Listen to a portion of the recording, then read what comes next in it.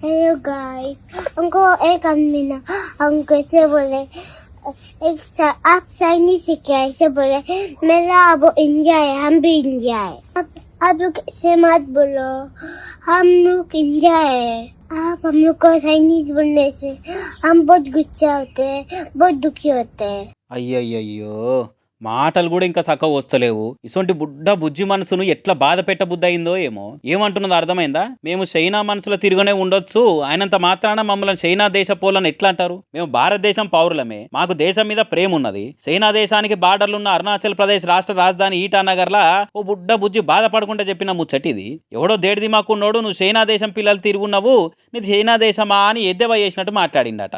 దానికి ఈ సిట్టి తల్లి కల్మషం లేకుండా కడుపులున్న దేశం ఇది ప్రేమనే ఎలగక్కింది. మా నాయన భారతీయుడు, మా అమ్మ భారతీయురాలు, మేము ఈటానగర్లోనే ఉంటున్నాము. ఇక చైనా దేశం మనిషిని ఎట్లయితా అన్నట్టు వీడియో తీసుకుంటా క్యూట్గా అడిగింది. ఈశాన్య రాష్ట్రాల పబ్లిక్ మీద కొంతమంది కావాలనే కచ్చగట్టి ఫాల్తు ప్రచారాలు చేస్తుంటారట. అగో అసొంటోళ్ళను ఎడమకాలు చెప్తూను కొట్టినట్టు సమాధానం చెప్పింది. ముద్దు మాటలతోని మూతి మీద అన్నట్టు చేసింది. మమ్మల్ని చైనీయులు అని పిలువకుర్రి, మేము గర్వించదగ్గ భారతీయులము. మాతోని చైనా దేశం పబ్లిక్ మాట్లాడితే కోపం వస్తుంది.